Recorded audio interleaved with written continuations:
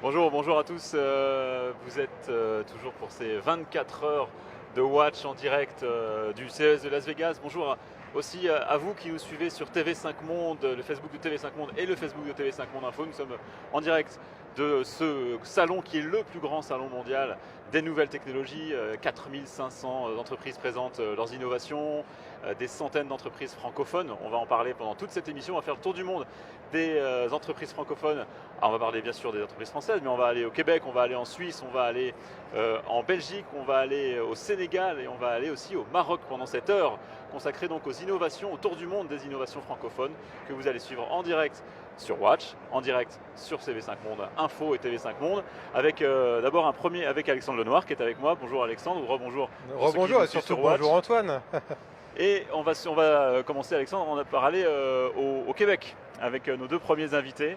Et d'abord Dominique Simard, bonjour. Bonjour Antoine, merci de nous recevoir. Avec plaisir, vous êtes vous ici présent au CES de Las Vegas pour rencontrer des investisseurs, c'est souvent le but d'ailleurs des personnes qui exposent, mais vous êtes venu présenter, vous présentez à des investisseurs votre produit qui est un dispositif pour les vélos, un dispositif connecté qui permet de faire, notamment de faire GPS, c'est ça? Vous le savez très bien, en fait, vous l'expliquez presque mieux que moi. On peut s'arrêter là. C'est un objet connecté qu'on installe au centre du guidon du cycliste, qui est connecté par la suite avec le téléphone intelligent. Mettez bien votre micro sous le menton. Je suis désolé, c'est mieux Je vous comme en ça? prie, oui, c'est parfait comme ça. Donc un appareil intelligent qu'on connecte, qu'on installe sur le guidon du cycliste pour par la suite le connecter à au téléphone intelligent, qui donne des fonctionnalités avancées au vélo comme la navigation, un système d'alarme, un assistant personnel et bien sûr toutes les fonctionnalités de fitness qu'on connaît.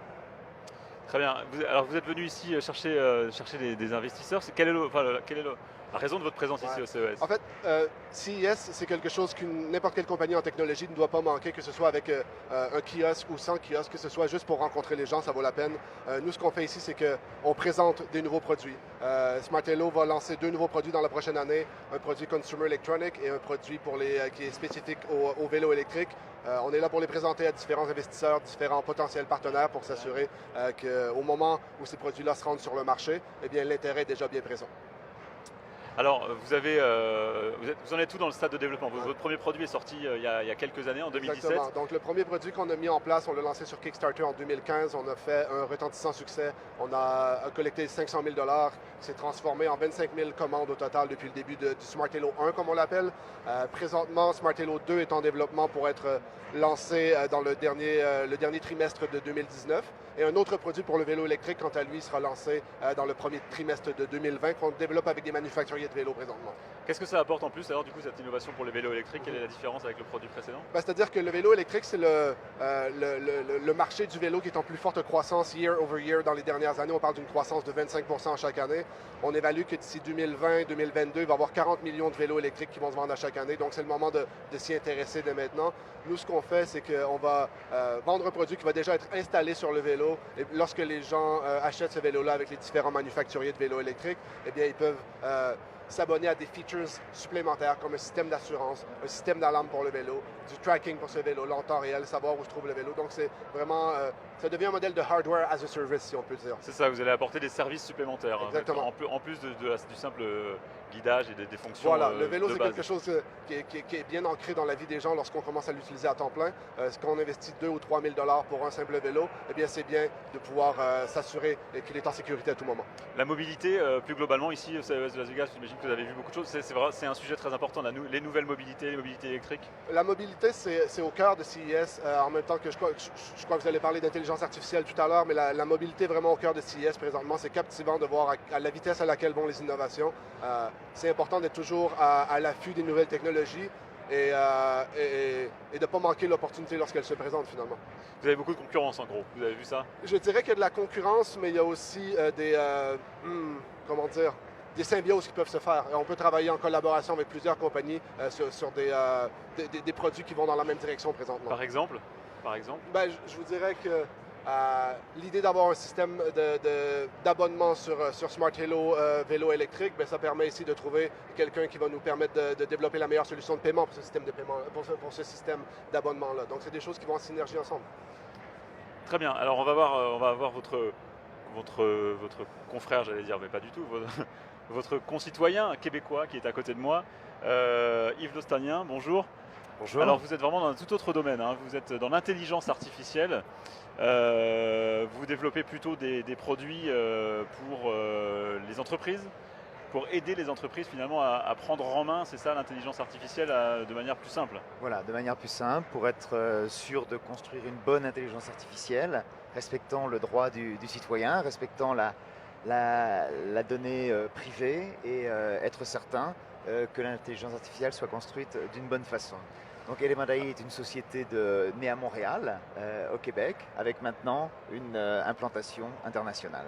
Alors qu'est-ce que vous faites concrètement pour... Oui, parce que là, je vois à côté de moi oui, on va un montrer, dispositif assez impressionnant, bon, qui est un écran avec j'imagine, une image qui est renvoyée par une caméra, mais qu'est-ce que ça indique, c'est cette une image-là? illustration de l'intelligence artificielle que vous développez. C'est exactement ça, c'est une illustration d'algorithmes très avancés liés à l'intelligence artificielle qui sont développés par nos scientifiques. On a 100 docteurs en intelligence artificielle et là vous voyez différents fonds d'écran.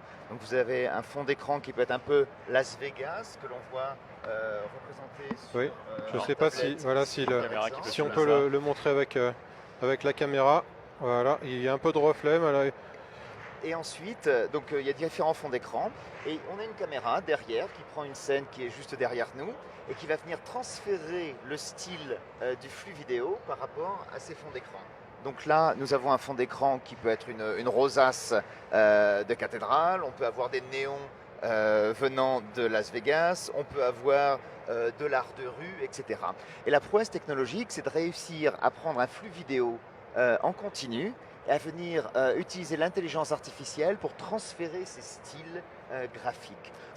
Très concrètement, oui, pour bien comprendre, en fait, l'intelligence artificielle analyse l'image de base que vous avez analyse l'image de fond d'écran, comprend le style du fond d'écran, a un flux vidéo dont elle comprend aussi quels sont les contours essentiels. Est-ce qu'il y a une personne? Est-ce qu'il y a plusieurs personnes? Elle reconnaît les personnes qui passent. Voilà, et elle vient transférer ce style-là en flux, comme vous le voyez, tout à fait continu. Alors ça, c'est juste pour montrer la prouesse technologique que l'intelligence artificielle est capable de faire. On le faisait pour des photos, maintenant on le fait en vidéo, et on vient transférer ça. Vous voyez, c'est sur des tablettes, c'est sur très peu de matériel. Donc dans le milieu industriel, c'est très important d'être capable d'avoir de l'intelligence artificielle robuste, mais qui prend très peu de ressources dans le milieu de la manufacture, par exemple, de la fabrication, la chaîne logistique, voire de la banque. C'est ça le grand principe qu'on est en train de montrer ici. Vos clients, alors c'est qui? Alors on s'adresse à deux grands secteurs, le monde de la finance et de l'assurance et le monde de la chaîne logistique, de la production et du commerce au détail. Et comme vous l'avez certainement vu en vous baladant dans les allées du CES, l'intelligence artificielle est omniprésente auprès de l'électroménager, des voitures, on parlait de la mobilité tout à l'heure. Et donc on est ici pour discuter avec nos partenaires, venir apporter la réflexion autour de l'intelligence artificielle qu'on retrouve sur les produits de grande consommation et qu'on retrouve aussi dans le milieu industriel.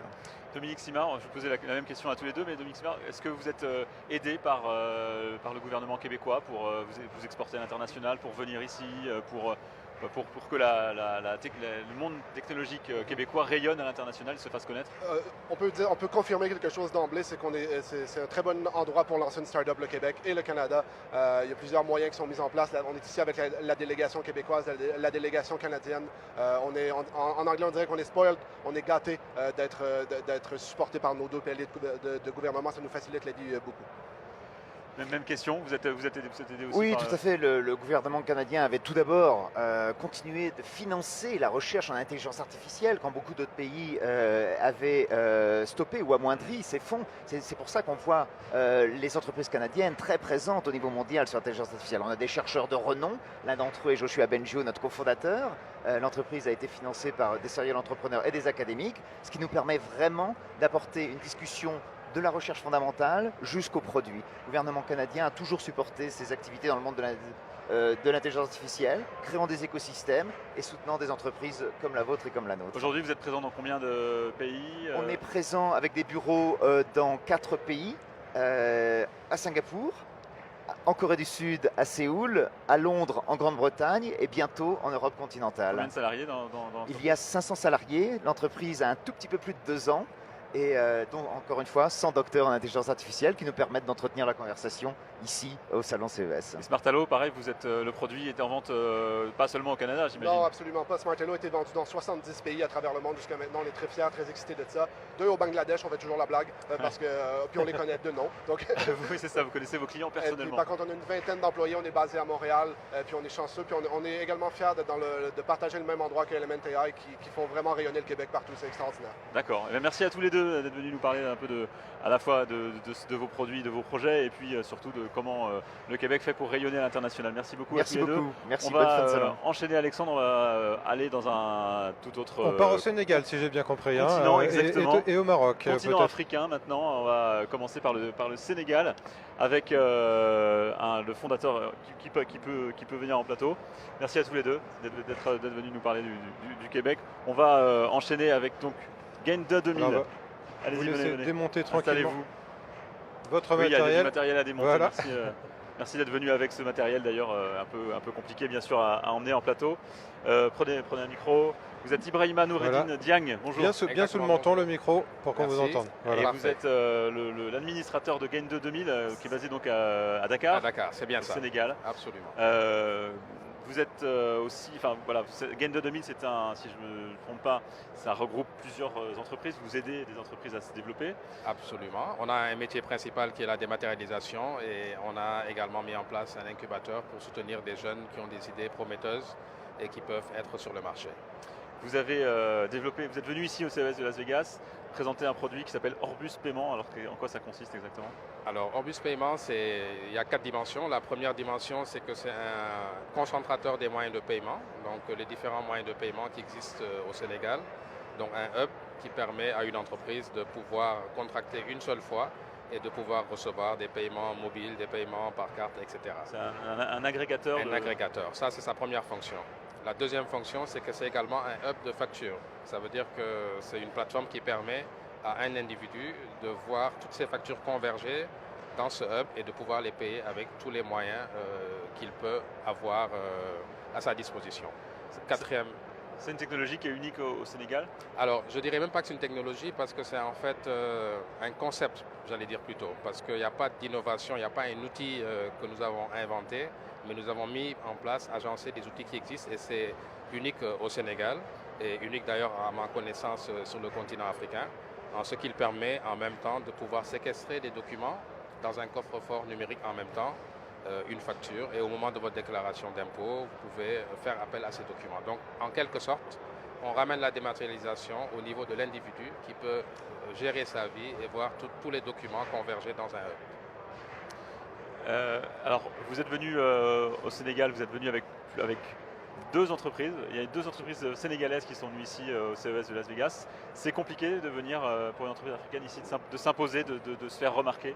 Tout à fait. C'est difficile d'abord par la barrière linguistique parce que tout se passe en anglais et nous sommes des francophones, malheureusement j'allais dire.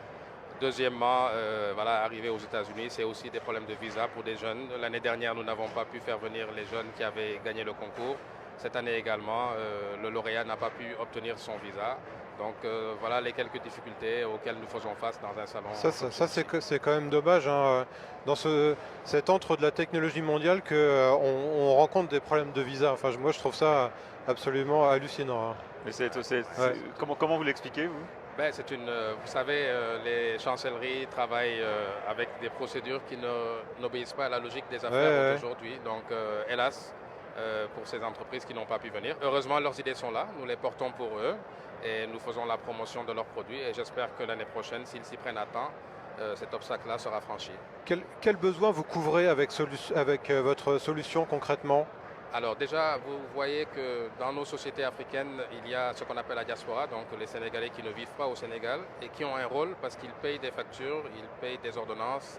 Et donc cette plateforme permet également de donner corps à cette socialisation parce que ça permet à quelqu'un qui vit en France ou aux États-Unis de pouvoir payer une facture d'électricité de sa famille, la scolarité, etc. Donc ça, c'est vraiment un besoin qui est Donc réel. en fait, vous supprimez l'étape de type transfert de fonds, c'est ça? Exactement. On va vers l'objet directement. Au lieu de prendre l'argent et ensuite de le mettre dans l'objet, nous, on va directement vers l'objet, le paiement de l'objet. Et ça raccourcit la chaîne et ça crée de la valeur. Alors concrètement, moi, si je suis en France et que je veux payer la facture d'un de mes concitoyens, comment ça se passe? J'ai une plateforme web, Voilà. ou mobile, comment ça se passe? Donc il y a la plateforme mobile et la plateforme web. Alors c'est la personne qui veut que vous payiez sa facture qui va vous donner l'identifiant. Et une fois que vous avez accès à l'identifiant de sa facture, ça va être intégré dans votre compte que vous avez créé. Et vous pouvez faire un paiement ponctuel parce que vous pouvez aider une personne une fois, mais vous pouvez également de façon répétitive faire en sorte que toutes ces D'accord. factures arrivent dans le... Ouais. On vient d'être rejoint en plateau par un de vos collègues Daniel. qui est également sénégalais, puisque vous travaillez ensemble, alors je crois, à Gain2. Il y a des demi. Vous avez une autre technologie, une autre entreprise que vous développez chez Gain2? Bah, en fait, on a présenté Orbus Paiement, mais l'année dernière également, on avait une solution qui s'appelait Orbus Sign, Ouais. qui était tout ce qui était signature vocale et qui continue à faire son petit bout de chemin. Tout à l'heure, on a parlé de la petite start-up qu'on a ramenée qui s'appelle Sika Technologies avec le projet de Kizenzela, mais malheureusement, on l'a évoqué tout à l'heure, elle n'a pas pu être là pour présenter le projet. Oui, alors c'était quoi justement comme technologie ça? Sika Donc Technologies. Kizenzela, c'est un smart grid, un réseau intelligent qui peut être installé au niveau d'un village et qui, à partir de plusieurs systèmes de production d'énergie solaire ou éolien, permet de gérer de manière intelligente le réseau d'énergie dans le village et s'il y a des surplus, de pouvoir le revendre à l'opérateur historique d'électricité. Ça c'est déjà développé? C'est déjà développé, c'est un prototype Ouais. et donc qui reste à être testé dans une situation réelle. D'accord, vous n'avez voilà. pas pu tester encore dans les villages? Non, pas encore. Il y a des besoins spécifiques, évidemment, on peut l'imaginer au Sénégal, qui sont pas forcément, dont les réponses ne sont pas présentes ici dans les allées du CES de Las Vegas. Il y a des choses à développer que vous ne trouvez pas ailleurs. En fait, c'est les passerelles qu'il faut. Ici, on voit qu'il y a beaucoup de technologies aujourd'hui qui rentrent dans le bien-être. Et aujourd'hui, ce qu'il faut, c'est de pouvoir faire les passerelles entre notre modèle social et ces technologies. Et ça donne un champ illimité d'initiatives à mettre en œuvre. Même chose, alors on a parlé des difficultés de venir ici, mais quels sont les atouts? Pourquoi c'est important pour vous de venir ici, de vous montrer, même avec des stands qui sont un peu à l'écart, un peu isolés, et avec un passage avec beaucoup. Enfin, comment on se fait remarquer? Ben déjà le drapeau Afrique attire, hein, parce qu'on se dit, mais tiens, qu'est-ce qu'ils font là? Parce qu'on n'est pas habitué à voir l'Afrique dans ce genre de Ouais. plateau. Donc, malgré tout, ça crée beaucoup d'attractions et de relations. Et les discussions que nous avons avec ceux qui nous visitent, c'est vraiment de voir quelles sont les passerelles aujourd'hui que nous pouvons mettre en œuvre. Parce que tout le monde sait que l'Afrique est un marché d'avenir, un marché du présent même, j'allais dire. Et voilà, il faut que les Africains soient au cœur de cette construction. Et être ici, c'est bien comprendre le monde, mais aussi montrer que l'Afrique a des choses à montrer et à prendre dans cette économie digitale. Oui, il faut dire que c'est vrai que les délégations africaines sont peu nombreuses, hein. Il y a deux entreprises sénégalaises que vous représentez, il y a, je crois, 8 ou 9 entreprises marocaines, et puis il y a l'Égypte aussi qui est présente un peu, Absolument. et puis c'est tout. Et c'est vrai qu'il y a vraiment une vraie difficulté à venir ici, jusqu'ici au CES, avec les visas, avec aussi évidemment le coût que ça représente. C'est un coût important. Je pense que le message, c'est comme on l'a vu ici, la plupart des entreprises sont accompagnées soit par leur État, soit par leur région, les startups du moins ça, et peut-être que c'est le message qu'il faut lancer aux Africains. Il faut qu'il y ait des entités institutionnelles qui ouvrent le cadre et permettent aux startups africaines de s'exprimer. Je pense que c'est vraiment ça. Oui, aujourd'hui, nous en France, on a aujourd'hui des structures qui s'occupent de soutenir les startups, qu'elles soient privées ou publiques. Concrètement, en Afrique, alors c'est probablement pas la même chose d'un pays à l'autre, mais si on prend votre cas concret, comment ça se passe le soutien aux entreprises ou aux startups? Alors justement, nous on souffre presque de la multiplicité et de la non-coordination des initiatives pour soutenir les startups. D'accord. C'est peut-être ça le problème aujourd'hui. On a au moins une dizaine d'entités institutionnelles qui ont pour vocation de soutenir les startups. Mais le fait qu'il n'y ait pas une coordination et même la définition de la start-up pose problème, je pense, dans plusieurs pays. Est-ce que c'est un jeune qui entreprend ou est-ce que c'est une personne mature qui entreprend? Voilà. Alors comment on sait laquelle aller voir quand on est un jeune entrepreneur et qu'on a besoin de soutien? Si vous dites qu'il y en a une dizaine qui ne sont pas coordonnées, à qui je m'adresse moi si je veux avoir du soutien? Nous avons par exemple la délégation à l'entrepreneuriat rapide que le gouvernement a mis en place récemment et justement son rôle c'est vous voulez entreprendre, nous vous donnons les financements. Mais souvent on se rend compte que le financement ce n'est pas la chose la plus importante lorsqu'on veut entreprendre. Donc c'est là où j'évoque la cohérence qu'il faut avec les autres entités qui apportent de l'expertise, de l'accompagnement pour que le tout soit cohérent. Le cadre est suffisamment développé vous avez des aides, vous avez suffisamment d'ingénieurs aussi au Sénégal pour développer tout ce que vous voulez entreprendre? Suffisamment d'ingénieurs, j'en discutais tout de suite avec Daniel. Il nous faut aller vers les écoles de codage parce que les produits universitaires, ça prend du temps et on va dire aujourd'hui qu'avec les besoins du Sénégal, il nous faut bien plus que ce que nos universités produisent. Ça, c'est un problème. Oui, c'est un problème et aussi l'un des défis majeurs sera le fait de produire en masse beaucoup d'ingénieurs qui surtout seront à l'aise avec les nouvelles technologies parce que la vitesse à laquelle les choses évoluent, on le voit, hein, ici il y a des concepts que l'on considère encore comme des concepts alors qu'ils sont déjà implémentés ici en masse avec des produits qui sont sur le point de sortir et on se rend compte qu'il y a un véritable décalage entre toutes ces technologies et ce qui est enseigné en ce moment dans les universités, d'où peut-être des programmes beaucoup plus pragmatiques, certifiants, qui permettraient à beaucoup de gens de pouvoir être opérationnels. Merci à tous les deux d'être venus nous parler de ce qui se fait au Sénégal en termes de numérique, de technologie, et bon courage pour la fin du CES qui se termine demain soir.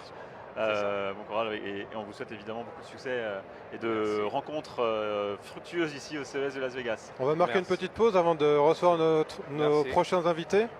Merci à vous, je vous laisse quitter le plateau.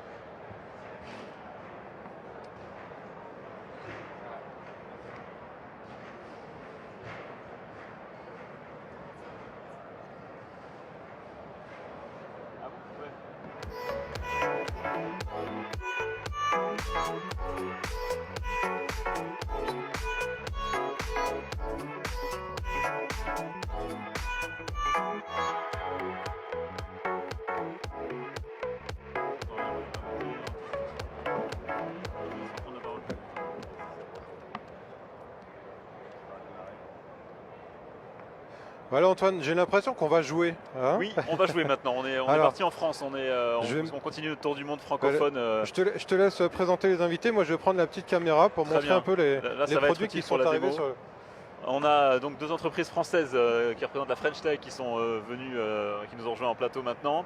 Et Franck Botta, alors vous êtes venu avec un jeu de société connecté et surtout qui est une tablette. Vous allez nous raconter ça? En fait, c'est bien plus qu'un jeu de société connecté, c'est une console de jeu de société. Donc, on est à la croisée du chemin entre le jeu de société et le jeu vidéo. Le jeu vidéo. Voilà. Vous avez socialisé, vous avez rendu plus social le jeu vidéo finalement. C'est ça. L'objectif, c'est de se retrouver tous autour de la table pour passer des moments conviviaux, tous ensemble, en famille, entre amis, et de pouvoir jouer donc avec la dopamine du jeu vidéo, donc avec cette interaction, cette immersion et cette narration du jeu vidéo.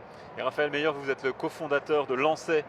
Vous avez on revient dans le vélo parce qu'on parlait tout à l'heure de vélo avec notre ami québécois. Et là, vous avez fabriqué un radiateur avec des batteries de stockage. Et ces batteries sont des batteries recyclées. Exactement. J'en ai pris une avec moi. Il s'agit d'une batterie de vélo de la Poste. On est d'ailleurs avec la Poste cette année au CES. Cette batterie va avoir une première vie en mobilité électrique, décarboner l'usage mobilité électrique. Et on va lui générer une seconde vie, on va lui créer un petit peu une maison de retraite à cette batterie pour du stockage d'électricité à la maison. Et ce stockage, on va le voir, c'est un des éléments très importants du bâtiment de demain. Ça sera un bâtiment qui sera décarboné, qui sera moins cher à l'utilisation et plus confortable. Et on va le voir, ça va passer notamment par le stockage. Donc il nous faut un gisement de batterie. Et effectivement, la mobilité électrique peut apporter ce gisement. Alors, on commence donc par Wizama. Expliquez-nous un peu comment fonctionne cette tablette jeu de société. On va essayer de le montrer en même temps qu'on parle. Cette console donc, est équipée d'un écran tactile et également de senseurs pour pouvoir donc détecter des objets. Les manettes de cette console sont des pions, des cartes et également donc, des dés connectés. Ouais, mettez un peu plus. Voilà. Et également des dés connectés. Et donc on retrouve toute la richesse du jeu de société en gardant le côté traditionnel du jeu de société pour pouvoir donc on a un lien très fort avec l'objet. Ça veut dire que cette carte là que Alexandre est en train de filmer, c'est pas une simple carte, elle contient une puce RFID par exemple, c'est ça. Voilà, elle est connectée. Donc qu'est-ce que je peux en faire? Donc si je la pose sur le plateau de jeu. Donc en fonction du jeu, donc la carte va être détectée et donc va pouvoir avoir des interactions avec cette carte. Donc je peux montrer brièvement cette console. Donc cette console, on peut y jouer entre 2 et 8 joueurs, tous autour de la table. Sur cette console, donc elle est Wi-Fi, elle est Bluetooth, et on a également un marketplace pour pouvoir donc acheter et télécharger des nouveaux jeux. Donc de base, on va pouvoir utiliser donc ces pions, ces cartes et ces déconnectés. Et en fonction du jeu, on va pouvoir également acheter des objets supplémentaires qu'on recevra à la maison ou acheter dans un magasin spécialisé pour avoir ces figurines ou ces cartes connectées. On peut faire un jeu de dames tout bêtement? Tout bêtement, on peut le faire, oui. Et qu'est-ce qu'il y a d'autre comme jeu? Alors aujourd'hui, donc, on présente que des nouveautés. Donc on a créé des jeux de sociétés vidéo et également des jeux vidéo de société. Et on a bien fait la distinction entre ces deux mondes, mais notre objectif, c'est vraiment de les retrouver ensemble. Vous pouvez nous faire une petite démonstration de l'utilisation par exemple de ces pions ou des cartes? Donc, je vais lancer un jeu. Donc, ce jeu est donc le premier Choose 'em Up collaboratif, qui est donc un Choose 'em Up. Choose 'em Up. Alors c'est quoi? C'est un jeu d'adresse, de tir. Donc on retrouve ce type de scénario dans le jeu vidéo. D'accord. Et l'objectif dans ce jeu, c'est d'y jouer à plusieurs. Donc dans ce jeu, on va y avoir un pilote et un copilote. Et donc c'est un jeu qui se joue à 4 joueurs. C'est du 2 contre 2. Donc typiquement, donc, je lance le jeu. Donc avec ce jeu, donc on a un deck de cartes. Donc le pilote va pouvoir donc se positionner autour de la console. Alors moi malheureusement je suis pas dans le bon sens, mais Voilà. je vais essayer d'élargir un peu le champ, mais c'est pas simple. Je suis prêt. Et je vais pouvoir poser la figurine et directement la figurine va être détectée. Voilà. Et là vous pouvez déplacer le personnage qui est en dessous. Voilà, je peux déplacer le personnage et je peux l'orienter. Et directement. On va jouer ensemble. Hein. C'est quoi le concept? Il faut que je tire dessus. C'est ça, exactement. Et donc on va pouvoir utiliser également ces cartes pour pouvoir lancer des pouvoirs. Ça me plaît beaucoup, c'est très marrant. C'est extrêmement ludique et c'est vrai que ça ramène du social dans le jeu vidéo. C'est ça. Du collaboratif. Tout à fait. C'est vraiment ça. Et c'est vraiment l'objectif. Si j'en veux un, comment ça marche? Comment ça marche? Donc aujourd'hui, voilà, mais oui, c'était ma question. Où est-ce que je l'achète? Alors aujourd'hui, donc pour nous le CES, c'est pour le présenter donc au public. Et donc l'objectif, c'est des préventes d'ici la fin de l'année. Là, vous en êtes. Ça, c'est un prototype? C'est un prototype. Un prototype qui sera fonctionnel. Fonctionnel. Le produit final aura ce design. Quasiment. Et qu'est-ce qui vous manque là pour le sortir?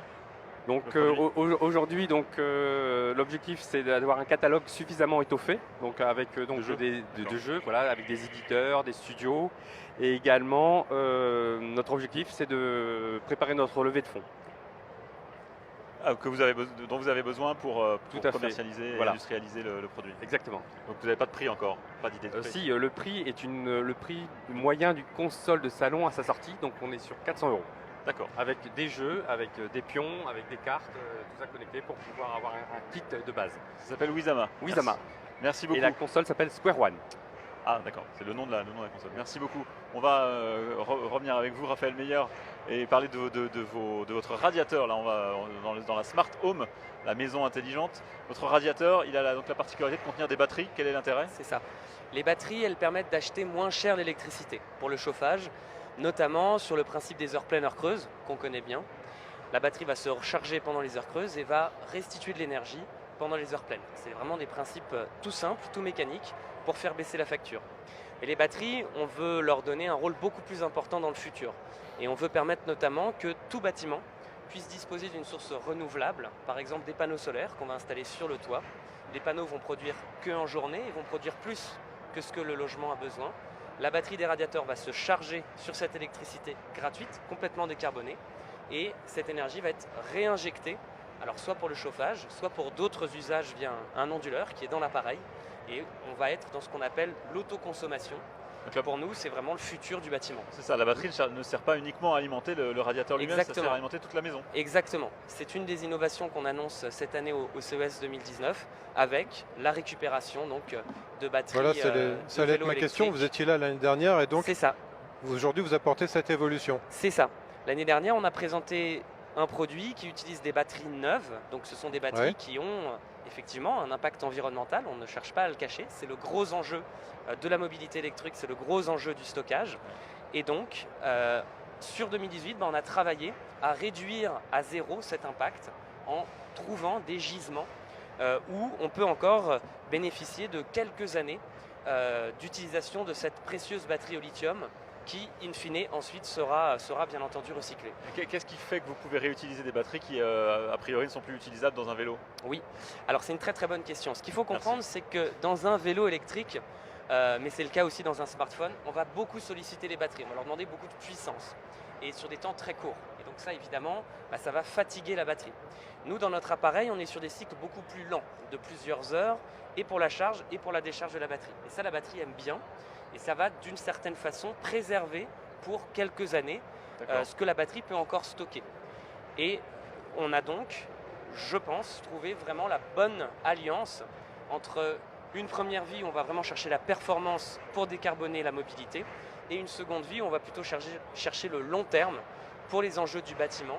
Et bien entendu, ça a un impact aussi sur le prix de vente de la solution, puisque grâce à cette récupération de ce qui est normalement un déchet et l'utilisation dans notre radiateur, on va pouvoir réduire fortement le prix de vente de l'appareil.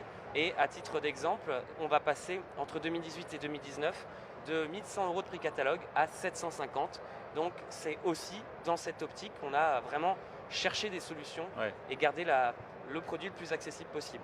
Donc on rend son radiateur intelligent encore plus rentable finalement. Exactement. Et on espère que par les temps qui courent, où on parle beaucoup du prix de l'énergie, on parle beaucoup de la précarité, et bien faire en sorte que notre technologie, le premier radiateur électrique intelligent à intégrer des batteries de stockage, puisse effectivement être disponible pour tout un chacun, toute un chacune. C'est évidemment pas le consommateur qui récupère la batterie, qui la met dans le radiateur. Ça, vous fournissez le radiateur déjà avec la batterie recyclée à l'intérieur. Exactement. La batterie, on le voit très bien ici. C'est une cartouche, tout simplement. Ouais. Effectivement, donc elle s'insère au bas du radiateur. Je ne l'ai pas pris avec moi parce qu'il est un peu volumineux. Et évidemment, nous allons, avec un certain nombre de partenaires logisticiens, et on travaille déjà aujourd'hui avec la Poste sur ce sujet, et bien faire en sorte de récupérer des batteries en fin de vie des vélos électriques et les redistribuer en seconde vie pour les utilisateurs de notre radiateur. Donc vous industrialisez la récupération des batteries. Exactement, avec des partenaires, mais c'est là évidemment qu'on peut avoir un impact positif. L'objectif, encore une fois, c'est de rationaliser le plus possible cette précieuse batterie au lithium pour la décarbonation des usages. La batterie de mon radiateur, la batterie recyclée de mon radiateur, il va arriver un moment où elle va être complètement inutilisable. Tout à fait. Qu'est-ce que vous en faites, ou moi, si j'ai le radiateur, qu'est-ce que j'en fais? Alors, ce qui va se passer, c'est que déjà, le radiateur va envoyer un signal que sa batterie est complètement hors service. Donc, nous, on va s'organiser pour vous renvoyer une nouvelle cartouche, qu'elle soit en seconde vie ou qu'elle soit une batterie neuve. Et vous n'aurez qu'à remplacer la cartouche du radiateur, un peu comme un tonneur d'imprimante, si vous voulez, et nous réexpédier la batterie hors service, qui, elle, va partir au recyclage. C'est un recyclage qui est fait en France et où on va pouvoir récupérer tous les métaux nobles de cette batterie et reproduire des batteries nouvelles avec, repartir pour un cycle. Quand je remplace la batterie, combien je dois payer? C'est gratuit. C'est gratuit. C'est ça qui est beau chez Lancet, c'est qu'on a trouvé des mécanismes pour tiers-financer complètement cette batterie de stockage d'électricité. Et c'est ce qui nous permet d'avoir le radiateur de loin le plus évolué du marché au tarif d'un radiateur intelligent classique. Comment est-ce qu'on arrive à faire ça? Tout simplement en vous mettant à disposition gratuitement cette batterie, encore une fois qu'elle soit neuve ou en seconde vie. Ce qui se passe ensuite, c'est que le réseau électrique va pouvoir bénéficier du fait que votre logement dispose de capacités de stockage. Il faut comprendre que grâce à la batterie, votre logement ne va jamais consommer pendant les heures de pointe, où on a de gros appels de puissance sur le réseau électrique, notamment en hiver, et donc une problématique pour assurer la distribution. Le fait d'avoir cette batterie dans votre logement, vous rendez un service au réseau électrique, et le réseau électrique va rémunérer ce service. Et c'est ainsi qu'on arrive à vous offrir cette batterie qu'elle soit neuve ou en seconde vie, vous n'aurez jamais à la payer. Tant que votre radiateur est connecté à une consommation d'électricité, vous aurez la cartouche qui sera remplacée lorsque c'est nécessaire. Et on fait des économies puisqu'on prend l'électricité la nuit plutôt qu'en heure pleine. Exactement. Jusqu'à 50% de baisse sur la facture chauffage. Par les temps qui courent, c'est bon à prendre. Merci beaucoup à tous les deux. Merci infiniment. Venus représenter la French Tech dans cette émission spéciale Tour du monde des innovations francophones. Merci. Merci. On va pas voyager très loin pour la suite de cette émission, Alex, parce qu'on va passer la frontière pour aller en Belgique. Le temps d'une petite pause et on retrouve nos prochains invités. À tout de suite.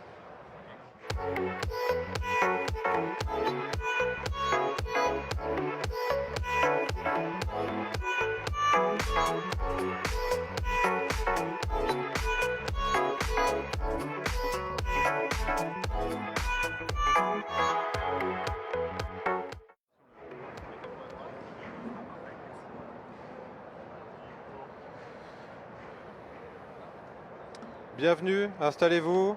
Voilà, prenez vos micros. Nicolas Dambourg. Mettez bien vos micros sous le menton pour qu'on vous entende. Voilà. Et Antoine, je te laisse présenter tes invités. Nos invités sont donc venus de Belgique avec des produits très différents.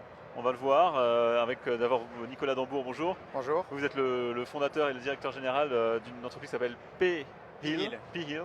Et vous fabriquez ce qu'on voit devant vous, c'est-à-dire un pilulier connecté. Donc là, on est dans le domaine de la santé de demain. En 2 mots, avant d'aller plus loin, qu'est-ce que ça fait exactement? Donc c'est un pilulier intelligent qui permet à des patients souffrant de maladies chroniques de s'assurer de la bonne prise de leurs médicaments et d'améliorer évidemment leur santé et de s'assurer d'atteindre de bons résultats. Voilà. On va voir ça plus en détail dans un instant. Cabine, Jonathan Powell, alors vous êtes le directeur général de Cabine 3D. Vous êtes venu présenter ici au CES de Las Vegas une grande cabine que vous n'avez pas pu emporter sur le plateau parce que c'est un peu grand. Il y avait bien un énorme nounours tout à l'heure. C'est vrai, on a vu je trouve que c'est pas une excuse. C'est vrai, vous auriez pu l'emmener, on a fait une démonstration. C'est une grande cabine qui contient des dizaines et des dizaines d'appareils photo et qui fait une photo 3D à 360 degrés d'un individu en l'occurrence. Vous êtes venu avec une maquette. Il y a plus de 120 caméras effectivement dans cette cabine qui capture donc le sujet. Au fait, on modélise les personnes, on crée des modèles 3D des personnes. Et à partir de là, on développe plusieurs applications. Notamment, on a ici un petit exemple notamment l'impression 3D. De figurines par exemple. Donc ça, c'est je vais filmer votre figurine pendant que vous parlez.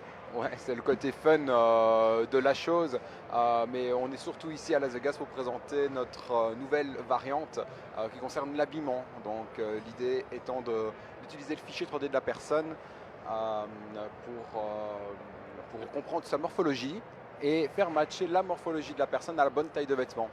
Alors concrètement, ça veut dire quoi? C'est-à-dire que vous prenez quelqu'un qui veut s'acheter des nouveaux vêtements en 360 degrés, et là vous créez, le concept c'est quoi? En fait, on facilite prendre ces mesures détaillées, quoi. Exactement, prendre les mensurations précises de la personne et on développe des solutions qui facilitent l'acte d'achat de vêtements en boutique physique et en boutique en ligne. Voilà, donc sur base du fichier 3D de la personne. Ça, c'est ce que vous êtes venu montrer ici au CES. Oui, tout à fait. Cette cabine, du coup, pour le vêtement, serait disponible où?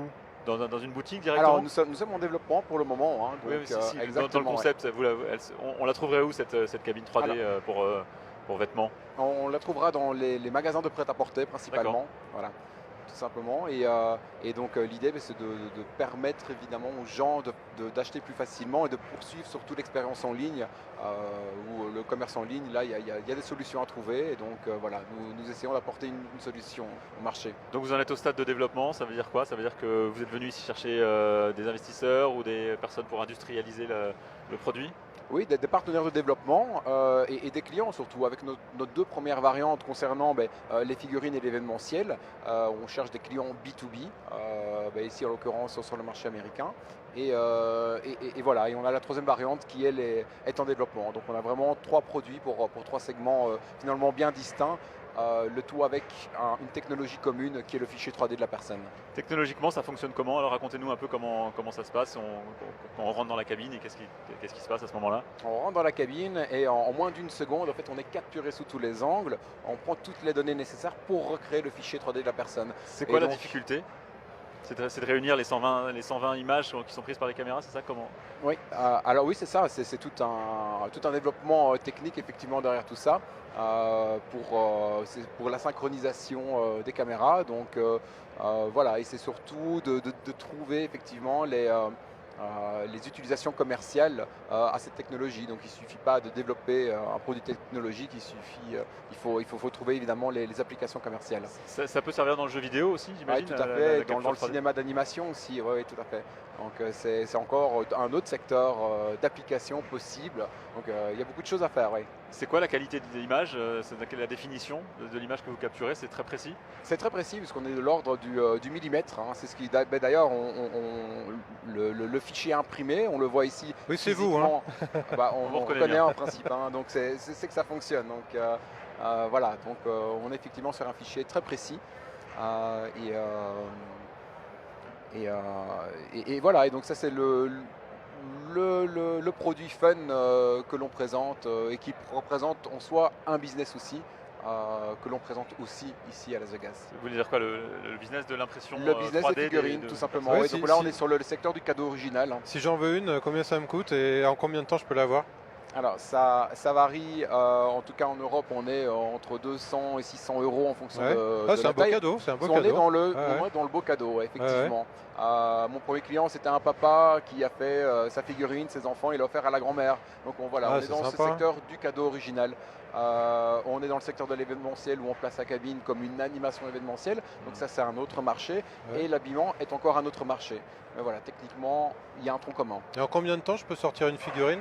Alors ça prend plusieurs heures, puisque là, c'est réalisé en impression 3D. Donc ça prend plusieurs heures pour imprimer une petite figurine comme celle-là. Et donc on compte une dizaine de jours en fait, entre le moment où la personne a pris rendez-vous dans un de nos studios et reçoit sa figurine. Il y a un petit délai de 10 jours. Ouais. Merci beaucoup. On va passer vous êtes basé à Liège, hein, vous, c'est ça, en Belgique? Non, nous sommes basés à Louvain-la-Neuve. À Louvain-la-Neuve. Oui, d'accord. Tout à fait. Et alors vous, avec P-Hill, vous êtes basé où? Non, c'est vous qui êtes basé à Liège. Non, on est à Liège. Voilà, j'ai mélangé tous les deux. Alors donc, ce boîtier renferme des médicaments. Comment il fait pour prévenir le consommateur, le patient en l'occurrence, qui doit prendre ses médicaments? Comment est constitué le système d'alerte? Donc, le gros intérêt du produit, c'est qu'il est très simple d'utilisation. Par rapport aux autres piluliers connectés et intelligents existants, c'est que c'est vraiment très simple. Il suffit de placer ces médicaments à l'intérieur du pilulier. À ce moment-là, la lumière orange va s'allumer de façon continue aux périodes de prise que je définis à l'avance. Comme on le voit à l'image là. De 7h à 8h le matin. D'accord. La lumière s'allume, je sais que je dois prendre mon médicament. Je le prends. Le pilulier va calculer un mouvement de poids. Une fois que le mouvement de poids est constaté, donc que ce soit de l'ordre d'une pilule, hein, on a des senseurs extrêmement précieux à l'intérieur qui font que si je retire par exemple 235 mg, cette information va être envoyée à mon serveur. D'accord. Le pilulier va s'éteindre, la lumière s'éteint, je sais que j'ai pris mon médicament. Même si je jette un coup d'œil en partant de chez moi le matin en me disant est-ce que je l'ai pris ou non, je vois directement si le voyant est allumé ou non. D'accord. L'information est envoyée et donc à travers mon application, je peux avoir accès directement à l'ensemble de mes prises, mon score d'observance mensuel. Donc l'observance, c'est le fait de prendre un médicament ou non. Donc si j'ai pris 80% du temps mes médicaments, j'ai 80% du score d'observance, qui est très intéressant pour les professionnels de la santé. Et le suivi évidemment d'un traitement médicamenteux sur le long terme. Donc on vise vraiment les maladies chroniques. Tout est basé sur le poids du médicament lui-même en fait. C'est ça. Donc on valide vraiment la prise du médicament en fonction du poids qui a été retiré du pilulier. Alors parfois quand on prend des médicaments, on n'en prend pas qu'un seul. Si j'ai des médicaments qui ont des masses différentes, comment est-ce que le pilulier sait que j'ai bien pris ou même si j'ai deux médicaments qui font exactement la même masse, est-ce que le pilulier peut savoir lequel j'ai pris et lequel j'ai pas pris? Donc c'est-à-dire que pour le moment... Si j'en prends deux fois le mauvais, si j'en prends deux fois un et que j'en oublie un. C'est une matière extrêmement complexe. Il existe des centaines et des centaines de médicaments. Donc pour le moment, cette information, on ne l'utilise pas. D'accord. On a à notre disposition la liste de l'ensemble des mouvements et aussi à disposition de l'utilisateur et du professionnel de la santé qui ont été opérés sur l'appareil, qui est connecté via Wi-Fi en fait au cloud. Et donc, cette information, moi, je peux voir quels ont été les mouvements exacts dans mon D'accord, pilulier. donc si je ne prends qu'une Ouais. seule tablette au lieu d'en prendre deux, il va générer un code de défaut, une erreur, où il va signaler qu'il y a un problème, c'est ça? Pour l'instant, non. Mais D'accord. c'est une information dont on dispose, D'accord, mais ok. on ne prétend pas pouvoir envoyer un message d'alerte parce qu'il y a beaucoup de cas d'utilisation différents, C'est ça. comme le fait d'enlever la plaquette et d'oublier de la remettre dedans, et donc le mouvement de poids va être beaucoup trop important. D'accord. Mais on a une tendance, je veux dire, si on prend sur quelques mois, on pourrait voir que chaque jour, il y a bien eu les 250 mg de tels médicaments qui ont été pris. Donc le professionnel, lui, il connaît le poids de ses médicaments et il peut directement voir si les bonnes pilules ont été prises au bon moment. Le pilulier est sur batterie, j'ai l'impression. Parce que Il est sur batterie ici. Ouais. Par contre, nous, on le laisse sur secteur. D'accord. Parce qu'on ne peut pas Oui, tenir il assez doit être- il longtemps doit et être c'est allumé toute des la journée. informations de toute façon trop sensibles. Et donc s'il tombait à court de courant, ça veut dire qu'il ne serait plus connecté. Vous êtes au quel stade de développement de ce produit? Donc pour l'instant, on a des partenariats avec des hôpitaux et avec des particuliers qui sont venus directement sur notre site et qui sont intéressés par le produit. Et on espère le commercialiser d'ici juin 2019.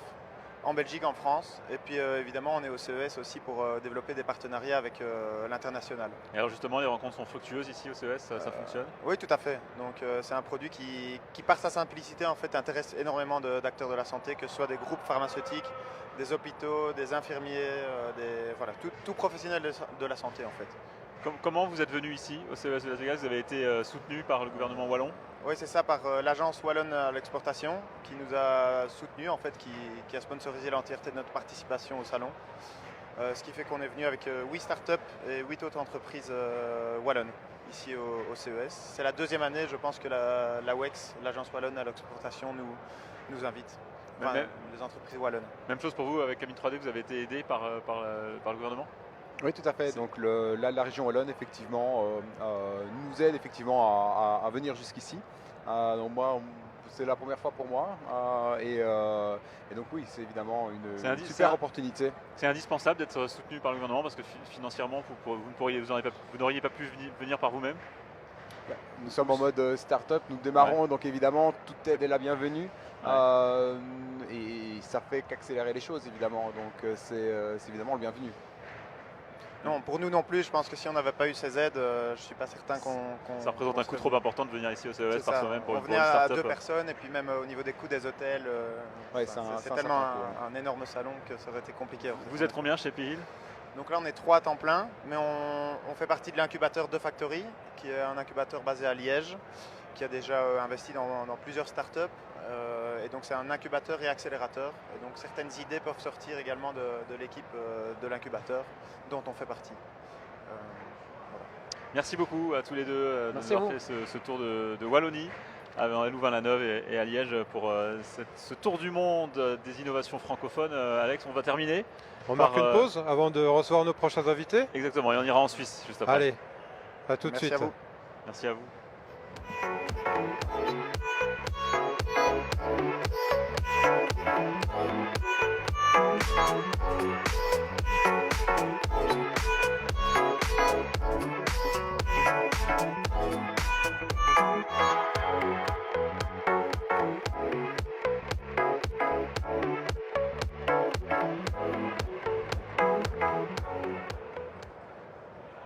Et on reprend ce tour du monde des innovations francophones et on termine. On a été en Belgique, on a été au Sénégal, on est allé au Québec, on est allé en France et nous sommes maintenant en Suisse pour ce tour du monde avec deux innovations vraiment très différentes.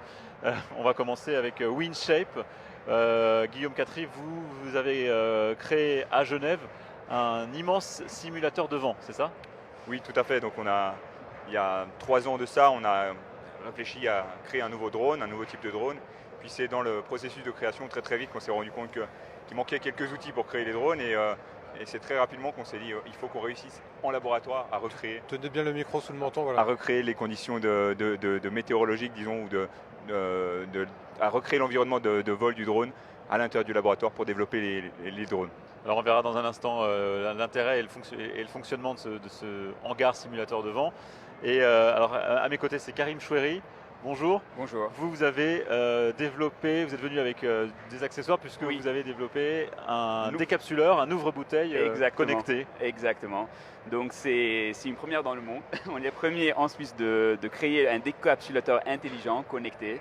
Donc c'est vraiment un produit pour aider toute la filière de la bière, des boissons de soda, du barman aux brasseries, aux fans de bière et de toutes les boissons. On vous parlera plus en détail, j'imagine. Bon, on peut en parler tout de suite. D'accord. Ça veut dire quoi? Donc c'est quoi Qu'est-ce intelligence? que ça apporte? Oui, exactement. C'est quoi l'intelligence? En fait, c'est pas si décapsuleur. intelligent. Ça reste un peu stupide du manière. Alors de ce attention, côté. Ouais. Alex va filmer la démonstration. Donc là, en fait, ça ce qui s'allume. se passe, le moment où je vais décapsuler ma bouteille, le décapsulateur a la possibilité de se connecter et de reconnaître directement la marque de la boisson que je suis en train d'ouvrir. Donc là, il y a un système de caméra dans le décapsuleur. Le moment où j'ai assez de pression et j'ai soulevé en fait la capsule, ça se déclenche, ça prend une photo de la capsule et ça l'envoie à travers Wi-Fi ou Bluetooth. Et par l'intelligence d'image, on peut reconnaître la marque qu'on vient d'ouvrir.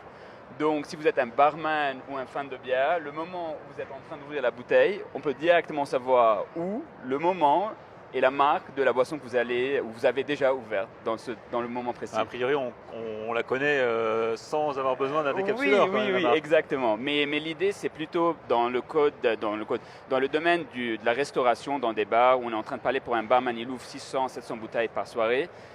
Imaginez, vous êtes une nouvelle microbrasserie que vous voulez pousser votre bière dans une région lausannoise ou parisienne.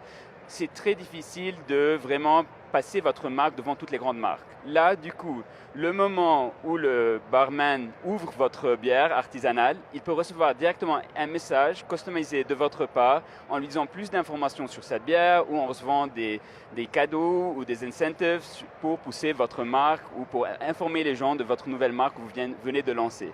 Donc, si vous voulez, c'est la possibilité de mettre en contact les microbrasseries, les nouvelles brasseries artisanales, directement dans le secteur de la restauration, avec les personnes en fait qui vont pousser ces nouveaux bières, ils vont apprendre aux gens de déguster ces nouvelles bières dans le monde. Et ça peut servir aussi à un professionnel à compter éventuellement le nombre de bouteilles de soda qui ont été ouvertes. Ouais, on imagine que c'est peut-être plutôt à ça que vous avez pensé au départ, non, à répondre à ce besoin de savoir, je suis derrière le bar, combien j'ai ouvert de cette boisson gazeuse américaine. Américaine ou n'importe laquelle. Donc oui, exactement. Ce qui est génial, c'est en temps réel. Donc si vous voulez avoir imaginez vous avez une chaîne d'une quinzaine de restaurants, vous pouvez directement en temps réel savoir c'est quoi votre stock de chaque bière ou de chaque marque de boisson. Et en même temps, si vous êtes une brasserie, vous savez directement où vos produits sont en train d'être vendus.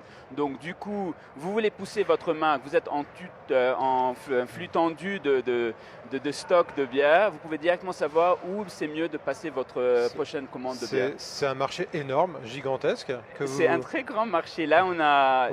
J'ai peine à le mesurer, tellement on sert de boisson partout. Je vous donne quelques chiffres. Là, on n'est pas encore en Europe, on a commencé un peu en Asie et en Amérique du Sud.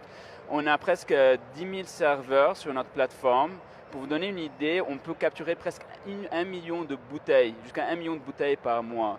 Donc quand on parle de bouteilles, c'est un produit de masse. C'est vraiment un produit de masse et c'est de là où c'est très important d'avoir une mesure sur toute cette data, de la capturer et de mettre les bonnes personnes en contact pour ajouter le plus de valeur possible. Je comprends ce que vous dites, que vous avez déjà sorti le produit et qu'il est déjà en circulation. Donc le produit, il est déjà en circulation depuis quelques mois, depuis presque 4 mois là, au Vietnam, au Mexique, en Colombie et en Espagne. On vient de lancer en Espagne depuis quelques semaines. Et là, on est au CES en fait pour le prendre à la prochaine étape. Et le modèle économique, ça serait qui fournirait, qui achèterait ça? Est-ce que c'est le Donc, barman, est-ce que c'est le fournisseur de boissons? Pour le moment, c'est surtout les fournisseurs de boissons. Donc on travaille avec les brasseries, les grandes marques de boissons ou les petites microbrasseries. C'est eux qui les fournissent aux barman, je dirais, ou aux serveurs dans les bars. Là, on est en plein travail sur un modèle consommateur qu'on va lancer en fait l'été prochain. Comme vous savez, en France, comme en Suisse, un peu partout l'Europe et surtout aux États-Unis, il y a toute cette tendance de microbrasserie, de brasserie artisanale. Donc, d'où il y a beaucoup de nouveaux sites de critiques de bière où ils ont beaucoup de fans. Il y a Untappd qui ont des millions des fans. Et là, comme au lieu de prendre votre téléphone pour prendre la photo de la bière, pour donner votre avis et la partager avec vos amis, le seul truc, c'est vous pouvez venir l'ouvrir la bouteille et directement, ça met en ligne la marque que vous avez prise. Et aussi, ça peut vous mettre en contact avec des sites où vous pouvez refaire des nouvelles commandes de bière et ça vous met directement en contact avec Qu'est-ce qui fait que vous soyez implanté dans ces pays qui, à nous, Européens, nous paraissent exotiques, plutôt que typiquement en Europe? Parce que là, vous avez cité des pays un petit peu éloignés. Comment se fait-il que vous ayez touché ces pays-là d'abord? Donc, pour une première raison, en fait, entre le Vietnam et le Mexique, c'est les deux plus grands pays où la consommation de bière se fait majoritairement dans les bars. Donc on parle dans les 90% de consommation dehors de la maison, donc on dit dans le HoReCa. Donc c'était le plus facile pour nous pour convaincre des brasseries à travailler avec nous où il y a le plus de valeur.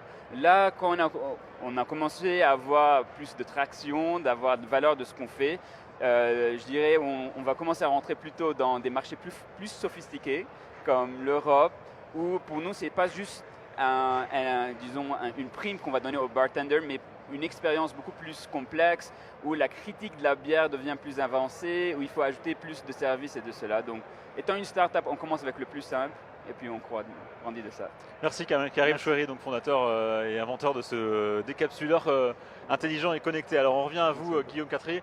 Vous avez donc conçu cet immense simulateur de vent qui est basé à Genève. L'intérêt, donc, c'est de tester des drones, par exemple? Oui, donc tout à fait. Le drone aujourd'hui, technologiquement, c'est quelque chose de très abouti. On a des applications qui se développent de plus en plus partout dans le monde, que ce soit pour de la livraison ou de la surveillance ou autre. Et en fait, nous, on est là pour soutenir et aider cette industrie à se développer en proposant des nouvelles solutions pour tester les drones. Donc, je dis tester, aider les fabricants à aboutir leurs produits, à les rendre plus performants et plus compétitifs sur le marché, ça c'est une chose. Mais aussi, on peut les aider à combattre ou à outrepasser les aspects régulatoires, parce que ça, c'est un des plus gros freins qu'on identifie aujourd'hui. C'est le frein qui les empêche à développer de nouvelles applications. C'est-à-dire comment faire pour prouver qu'un drone peut effectuer sa mission de façon safe, qu'il puisse voler au-dessus de nos têtes dans les villes et aller livrer un paquet sur votre certification, en fait. Tout à fait. Donc on va en direction d'une certification, même si on n'y est pas encore. On est très très loin de ça. Je dis on, c'est pas que Windshape, c'est l'industrie du drone en général est encore assez loin de la certification, mais tout converge dans cette direction. Qu'est-ce que vous êtes venu faire ici au CES de Las Vegas? Parce qu'évidemment, vous n'êtes pas venu avec votre simulateur de vent ici à Las Vegas. Eh bien oui, en fait, il est sur le stand du pavillon suisse en bas, au HoReCa Park. Donc on a beaucoup de chance d'être supporté par la Confédération suisse qui nous invite sur ce stand et par l'État de Genève qui également est très supportif dans notre développement technologique et dans notre expansion géographique, si on veut. Et on a ce démonstrateur qui est en bas, donc on a des drones qui volent dans une volière avec 50 km/h de vent, donc on peut montrer réellement ce qu'on arrive à faire et on peut voir les drones qui sont testés ici sur place. Et donc l'intérêt, c'est quoi de venir ici pour vous?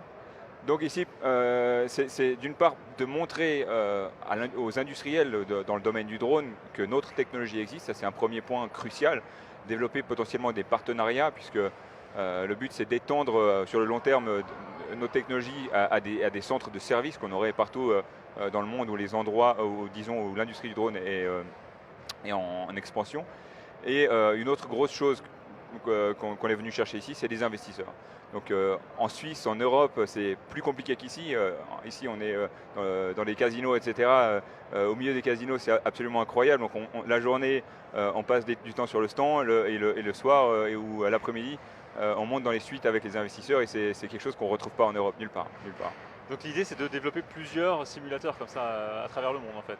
Tout à fait. Donc notre modèle économique, si on veut maintenant aujourd'hui, c'est de vendre des appareils pour tester les drones, mais sur le long terme, notre but, c'est d'obtenir, d'avoir un réseau de centres de test pour soutenir justement l'industrie du drone, surtout dans les aspects de certification. Celui que vous avez ouvert à Genève est utilisé actuellement? Donc à Genève, on a un tout petit instrument, c'est le même d'ailleurs qui est là aujourd'hui au CES, donc c'est plutôt un démonstrateur. Notre premier produit, notre première vente qu'on a concrétisée, c'est une vente qui s'est faite ici aux États-Unis, donc en Californie.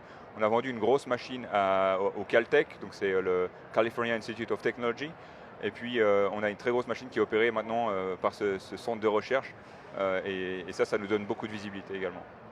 Merci beaucoup à tous les deux de venir représenter le pavillon suisse qui est présent ici. C'est d'ailleurs la première année qu'il y avait un pavillon suisse ici au CES de Las Vegas avec, si je me souviens bien, une vingtaine de startups et d'entreprises présentes tout au long de ce salon. Merci Alex d'avoir fait ce tour du monde. Merci Antoine de nous avoir accompagnés pendant cette heure avec tous les téléspectateurs de TV5 Monde aux quatre coins du monde, j'ai envie de dire.